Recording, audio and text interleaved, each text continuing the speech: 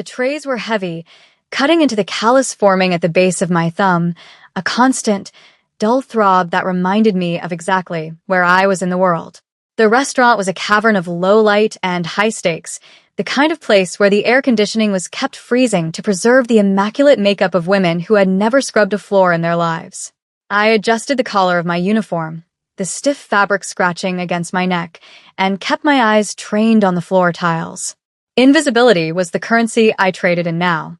For 3 years, I had been a ghost, a shadow drifting through the service entrances of a city that didn't care to learn my name. I was Zara here. Just Zara. Not the woman who had once worn silk that cost more than my current annual rent. Not the woman who had run into the night with nothing but the clothes on her back and a terrifying secret curled in her belly. My manager, a man with grease in his pores and disdain in his eyes, snapped his fingers near my ear, startling me out of the mental fog.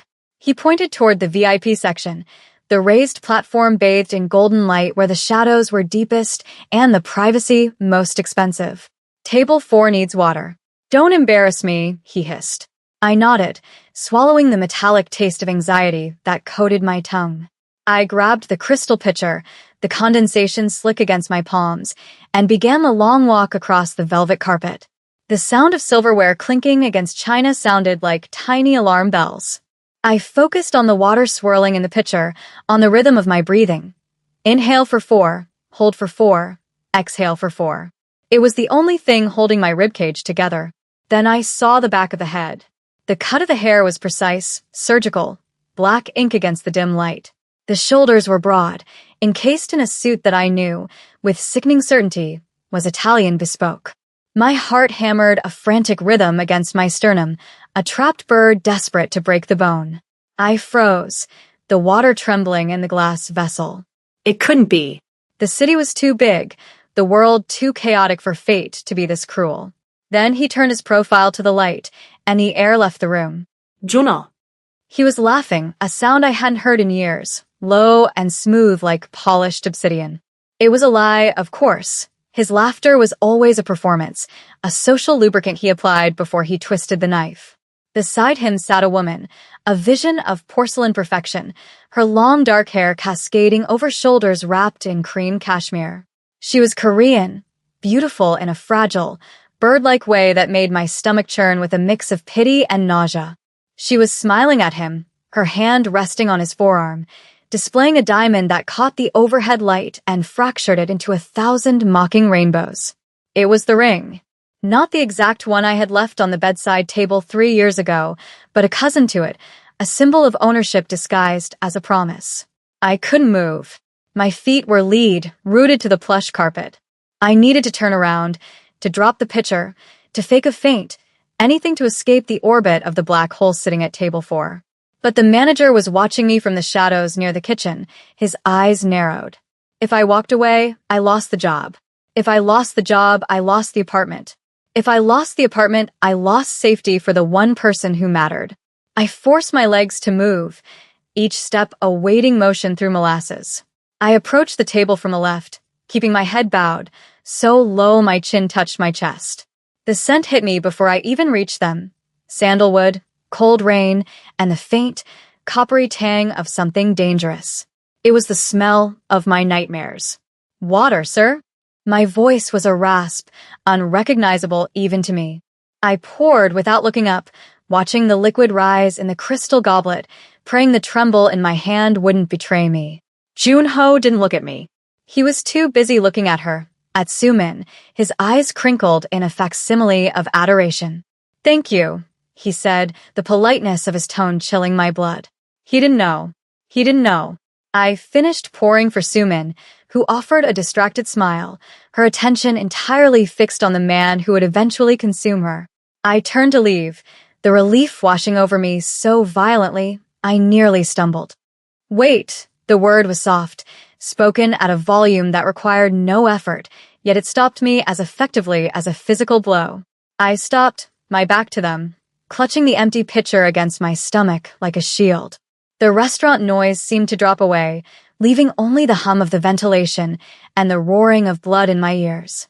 You missed a spot, Junho said.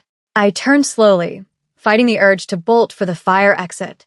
He was pointing a manicured finger at the tablecloth, where a single, tiny droplet of water had marred the pristine white linen. It was a test. It was always a test with him. I reached for the napkin in my apron pocket, my hand dark against the white cloth, shaking visibly now. As I leaned in to dab the moisture away, the sleeve of my uniform rode up slightly, revealing the inside of my wrist. There, faded but visible, was the small, jagged scar from the day I had tried to scale the garden wall of his estate, the first time I tried to leave. I saw his eyes drop to it. The world stopped. The ambient chatter, the clatter of plates, the jazz music, it all vanished into a vacuum of absolute terror. Jun-ho went still. It was a predator's stillness, total and terrifying. His gaze traveled up from my wrist, past the cheap polyester of my uniform, up to my neck, and finally, he forced my eyes to meet his. The recognition didn't hit him like a shock. It washed over him like a dark satisfaction. The mask didn't slip, it hardened. His pupils dilated, swallowing the iris, black holes absorbing the light. "Zara," he whispered, the name tasting like a curse on his tongue. Sumin blinked, looking between us, confused by the sudden shift in atmospheric pressure. "You know the waitress, darling?" she asked, her voice light and airy, oblivious to the fact that she was sitting next to a bomb that had just been armed. Jun-ho didn't break eye contact with me. A small, cruel smile touched the corner of his mouth. "An old acquaintance," he said smoothly, his voice dropping an octave. "I didn't know she was serving these days." The humiliation was a physical heat, burning my cheeks, but it was secondary to the primal fear that told me to run. "I need to get more water," I stammered, backing away, forgetting the protocol, forgetting the manager, forgetting everything but the need for distance. "Stay," Jun-ho commanded. It wasn't a shout. It was a calm statement of fact, delivered with the assurance of a man who has never been disobeyed. He picked up his menu, but his eyes never left my face. "Actually, we're ready to order."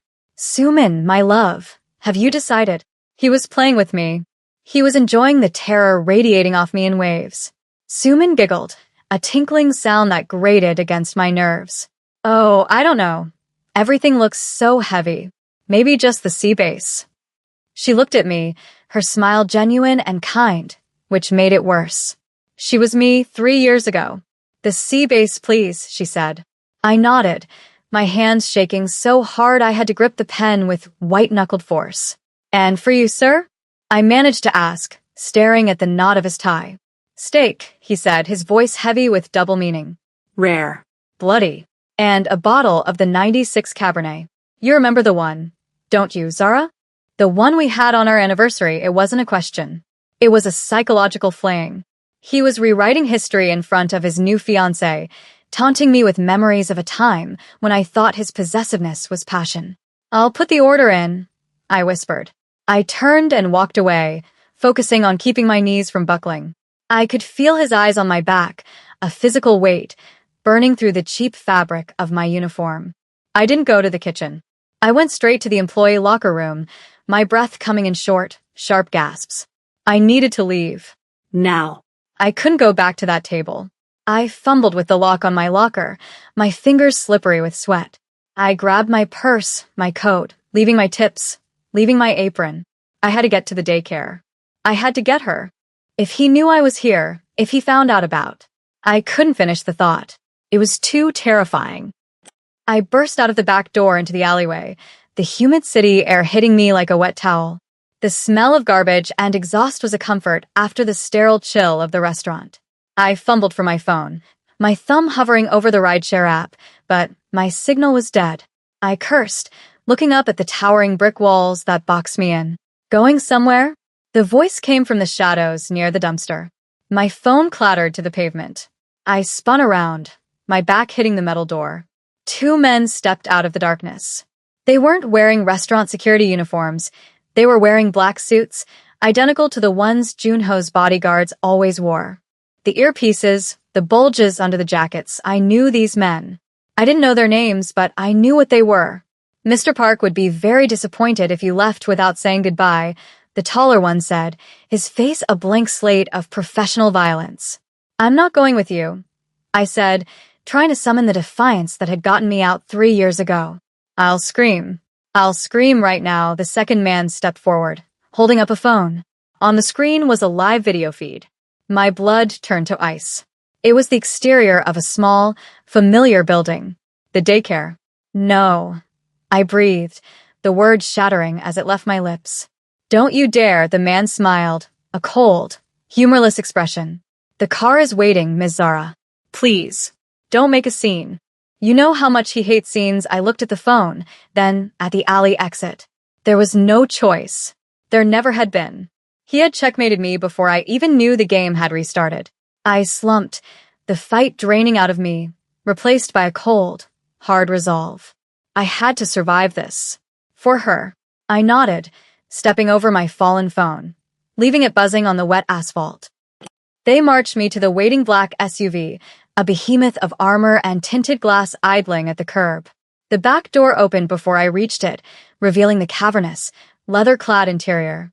I climbed in, the smell of new leather and that damnable sandalwood cologne enveloping me instantly. Junho was already there, sitting in the corner, a glass of amber liquid in his hand. The partition was up. We were alone. As the door slammed shut, sealing us in, the silence was louder than a scream. He didn't look at me immediately. He swirled the whiskey in his glass, watching the vortex. You look tired, Zara, he said softly, his voice vibrating through the quiet space. Working on your feet all day. It doesn't suit you. I pressed myself against the opposite door, wishing I could melt into the upholstery. What do you want, Junho? I asked, my voice trembling but clear. You have a fiancé. You have a life. He finally looked at me then, and the intensity of his gaze made me feel like I was naked. I have a fiancé, he agreed, tilting his head. Sumin is. Suitable. Obedient. But she isn't you. He reached out, his hand hovering near my face. I flinched, bracing for a blow, but his fingers merely grazed my cheekbone, a touch that was terrifyingly gentle. Why did you run? He asked, as if asking about the weather. I gave you everything. A palace. Gold. Safety. It was a cage. I spat, the anger flaring up through the fear. And I would rather starve in the street than be your pet. His eyes hardened, the softness evaporating. He leaned forward, encroaching on my space, suffocating me. And yet, he murmured, his thumb tracing the line of my jaw, here you are. Starving. Serving others. And wearing cheap shoes that hurt your feet. He glanced down at my worn sneakers, then back up to my eyes. Where is it, Zara? The question hung in the air, heavy and loaded. Where is what? I feigned ignorance, though my heart was pounding so hard I thought he could see it through my shirt. The money? He laughed then, a dry, sharp sound. I don't care about the money you took. You know what I'm asking? He leaned in closer, his breath hot against my ear. Where have you been hiding for 3 years? And who have you been hiding with? Nobody. I lied, the word tasting like ash on my tongue. I kept my gaze fixed on the leather partition, refusing to look at the man who had once been my entire world. The car hummed beneath us, a silent beast cutting through the rain-slicked streets of the city that had failed to hide me. Junho sighed, a sound of disappointment that grated against my nerves more than his anger ever could. He shifted his weight, the leather creaking, and I felt the heat of his body move closer. His hand, warm and heavy, landed on my knee, his fingers curling possessively over the rough fabric of my work trousers. I stiffened, every muscle in my body locking up, but I didn't pull away. I couldn't. To pull away was to invite a chase, and I had no energy left for running. Nobody, he repeated, testing the weight of a lie. His thumb began to stroke the inside of my knee in a slow, rhythmic circle, a gesture so familiar it made my chest ache. You were never a good liar, Zara. You wear your heart in your eyes. It's why I fell for you. It's why I kept you. He leaned in, the scent of expensive whiskey and sandalwood overwhelming my senses, drowning out the smell of the grease and stale cleaning fluid that clung to my uniform. I have a life, Junho, I whispered, my voice trembling. A quiet life. I don't want your world. I don't want the blood, or the money, or the fear. He laughed softly, his breath ghosting against the sensitive skin of my neck. Fear, he murmured, his lips brushing against my pulse point. I never gave you fear, Jagia. I gave you power. I gave you worship. It was you who turned it into fear because you were afraid of how much you liked it. His words were a poisoned dart, striking true. I closed my eyes, fighting the traitorous memory of his hands on me in the dark, the way he would worship my body like a holy relic, the way his obsession had felt like the only safety in a chaotic world until it became a prison. And what about her?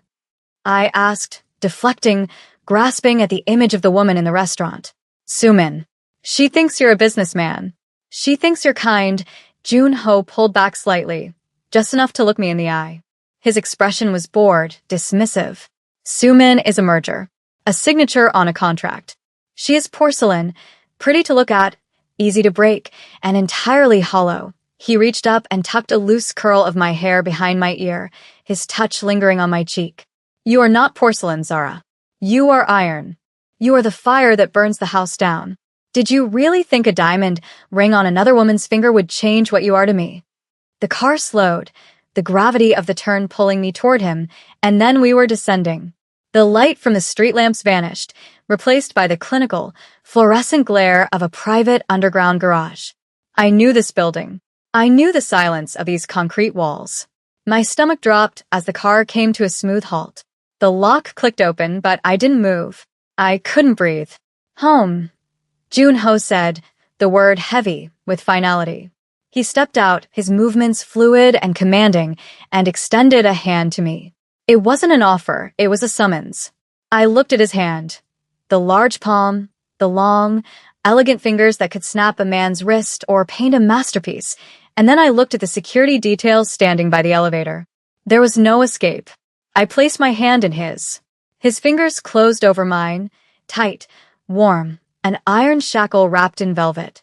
He pulled me out of the car, not roughly, but with an inexorable force that told me I was no longer Zara the waitress. I was his again.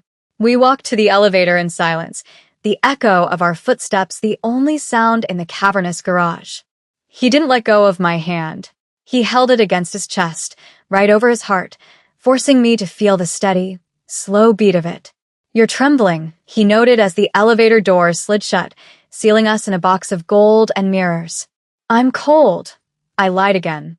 He turned to me, blocking out the reflection, blocking out the world. He began to unbutton his suit jacket, his eyes never leaving mine. Then let me warm you. He draped the heavy jacket over my shoulders, the silk lining instantly warming my skin. It smelled intensely of him, a sensory overload that made my knees weak. I miss this, he whispered, stepping into my personal space until our bodies were touching. The way you look at me like you want to kill me or kiss me.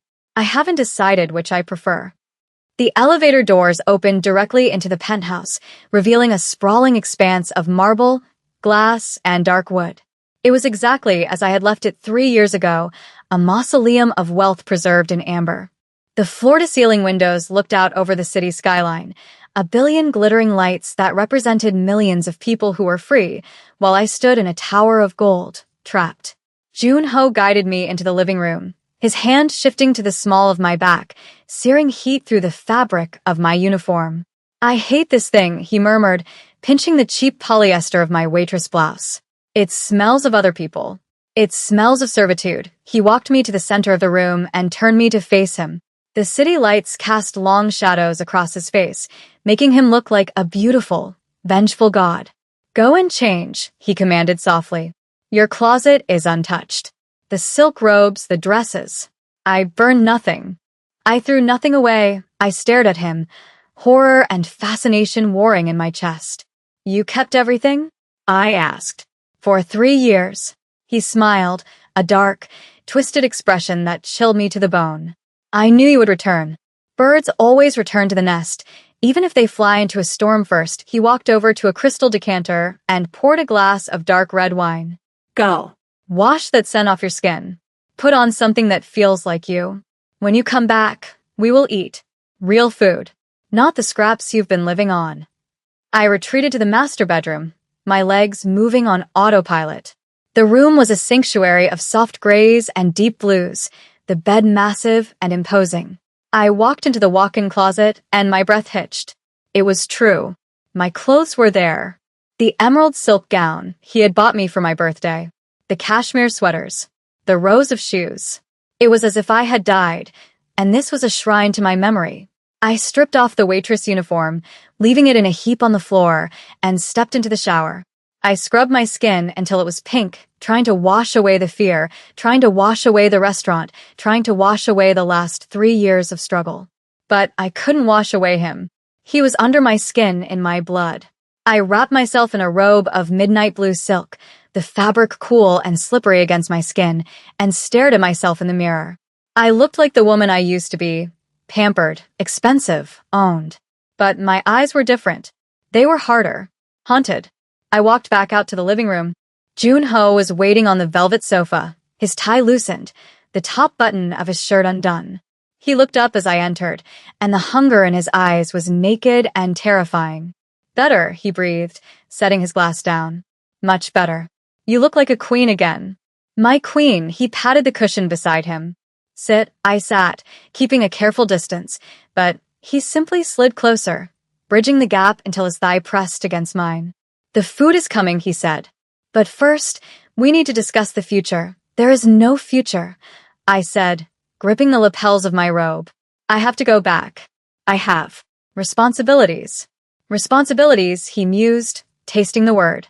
He reached into his pocket and pulled out a sleek, black smartphone. He tapped the screen and held it up for me to see. The blood drained from my face, leaving me dizzy. It was a photo, a high-resolution, candid photo taken from a distance. It was of a little girl playing in a park, her curly hair bouncing as she chased a pigeon.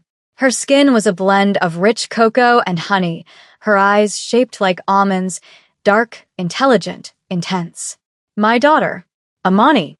She is beautiful," Junho said softly, his voice filled with a strange kind of wonder. "She has your nose, your defiance." He looked at me, and for the first time, I saw a crack in his composure. His eyes were shining with a dangerous emotion. "Did you think I wouldn't know?" he whispered. "Did you think you could hide my blood from me?" I lunged for the phone, a feral sound ripping from my throat, but he caught my wrists easily, holding them in one hand. "She's mine," I hissed, tears streaming down my face. "She's nothing to do with you. I left before I knew. I raised her. She doesn't know you." Junho pulled me closer, pinning my hands to his chest. "She will," he vowed, his voice a low rumble. "She is a park. She is royalty. And you had her living in a closet, wearing secondhand clothes, while I sat here in a palace." His anger flared then, hot and righteous. "You stole 3 years from me, Zara. 3 years of her life. I should punish you for that. But I won't," he continued, his voice dropping back to that terrifyingly gentle caress. He released my wrists and cupped my face, wiping away a tear with his thumb. "Because you gave me her. And because you are here now," I shook my head, sobbing silently. "Please, Junho, let us go." "She's happy. She's safe." "Safe?" he scoffed. "In that neighborhood? With a daycare that has a broken lock on the back gate?" "No." "She was never safe. She was vulnerable. Just like you." He leaned his forehead against mine, his eyes boring into my soul. "Here's the deal, Zara. Listen closely, because I will only offer it once." I stopped breathing, waiting for the cage to snap shut. "You stay here with me. You resume your place at my side. Not as a mistress, not as a secret, as my wife. We will marry. Properly this time. The engagement to Suman ends tonight." I tried to pull back, but he held me firm. "And Amani," he said the name with possessive reverence. "Amani comes home. She will have the best schools, the best security. She will never know hunger. She will never know cold. She will be the princess of this city." He paused, letting the offer hang in the air, glittering and poisonous. "Or," his eyes darkened, "you can try to leave again. But if you do, I will take her. I have the lawyers, the judges, and the money to prove you are unfit. I will take sole custody, and you will never see her again." The ultimatum hung between us, a blade pressed against my throat. He wasn't bluffing. I knew he wasn't bluffing. He could erase me from the world with a phone call. He could take Amani and turn her into a stranger, a cold, ruthless creature like him. Or I could stay. I could step back into the gilded cage, wrap myself in the silk and the diamonds, and protect her from the inside. I could be the buffer between his darkness and her light. I looked at the photo on the phone, at Amani's innocent joy, and then I looked at Junho. He was watching me with that same predatory patience, but beneath it, there was something else, a desperate, twisted need. He didn't just want to own me, he wanted me to choose him. He wanted the fantasy of the happy family, bought with blood and blackmail. My heart shattered, piece by jagged piece. I had lost. I had lost the moment he saw the water spot on the table. Okay, I whispered, the word barely a breath. Okay. Junho exhaled, a long, shuddering sound of relief. He pulled me into his arms, crushing me against his chest. It wasn't a hug of comfort. It was a hug of conquest. He buried his face in the crook of my neck, inhaling deeply, his lips pressing hot, wet kisses to my skin. Good, he murmured against my throat. Good. You'll see, Jagia. It will be better this time. I will give you the world. I will burn the rest of it down for you. I let my head fall onto his shoulder, staring blankly out the window at the city lights. They looked different now. They weren't stars of freedom anymore. They were the bars of my cell. But as his hand stroked my hair, gentle and rhythmic, and the warmth of his body seeped into my cold bones, a treacherous part of me, the part that had loved him before the fear, the part that craved the monster's protection, relaxed. I was trapped. I was a prisoner. But for the first time in 3 years, I didn't have to carry the weight of the world alone. I closed my eyes and let the darkness take me.